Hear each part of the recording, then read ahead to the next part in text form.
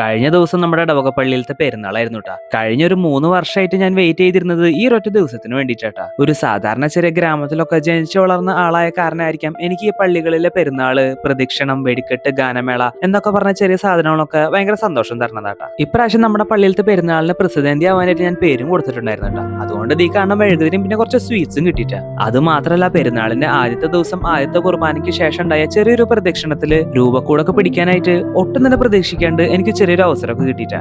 അതുകൊണ്ട് തന്നെ ഞാൻ ഭയങ്കര ഹാപ്പി ആയിരുന്നു കേട്ടോ. പള്ളിയിലത്തെ പരിപാടികളൊക്കെ കഴിഞ്ഞിട്ട് ഞാനും എന്റെ അനിയനും കൂടി നേരെ നമ്മുടെ കുട്ടനല്ലൂരുള്ള ഹൈലൈറ്റ് മാളിലേക്ക് പോയിട്ട് ബീഫും പിന്നെ കുറച്ച് മീനൊക്കെ മേടിച്ചു കേട്ടാ. എന്റെ അനിയനാണെങ്കിൽ നമ്മൾ തൃശ്ശൂർ ശക്തൻ മാർക്കറ്റിലേക്ക് പച്ചക്കറി മേടിക്കാൻ പോണ പോലെ സഞ്ചിയൊക്കെ ഇട്ടിട്ട് അവൻ ഹൈലൈറ്റ് മാളിലേക്ക് പോയേ. എത്ര വലിയ മാളാണെങ്കിലും പലചരക്ക് സാധനങ്ങളും ഇറച്ചി മീനൊക്കെ മേടിക്കാനായിട്ട് എനിക്കിഷ്ടം ഇതുപോലത്തെ സഞ്ചി കൊണ്ടുപോകാനാട്ടാ. അങ്ങനെ ബീഫും മീനൊക്കെ മേടിച്ചിട്ട് തിരിച്ച് വീട്ടിലേക്ക് വരുന്ന വഴിക്ക് ബീഫിലിട്ട് വെക്കാനായിട്ട് കുറച്ച് കൂർക്കും പിന്നെ നമ്മുടെ പള്ളിയിൽ കയറി ഒരു കുഞ്ഞു മൊബൈൽ ഫോണും മേടിച്ചുട്ടാ. വീട്ടിൽ തിരിച്ചെത്തിയപ്പോഴേക്കും പെരുന്നാളിന്റെ അമ്പൊക്കെ തുടങ്ങിയിട്ടുണ്ടായിരുന്നു. അങ്ങനെ മമ്മിയുടെ പെരുന്നാൾ സ്പെഷ്യൽ ബീഫും കൂർക്കും മീനൊക്കെ കൂട്ടിയിട്ട് ചോറുണ്ടിട്ട് ഉച്ചരിഞ്ഞെത്തപ്പോഴേക്കും വൈകിട്ടത്തെ അമ്പ് സ്റ്റാർട്ട് ചെയ്തു കിട്ടുക. പ്രാവശ്യത്തെ നമ്മുടെ യൂണിറ്റ് അമ്പിന് ബാൻഡ് സെറ്റിന് പകരം ശിങ്കാരിമേളായിരുന്നു. സത്യം പറഞ്ഞാൽ ബാൻഡ് സെറ്റിനേക്കാളും എനിക്ക് കുറച്ചുകൂടി ഇഷ്ടം ശിങ്കാരിമേളാട്ടാ. നിങ്ങൾക്ക് ബാൻഡ് സെറ്റ് ആണോ ശിങ്കാരിമേളാണോ ഇഷ്ടം എന്ന് താഴെ കമന്റ് ചെയ്തോളാം.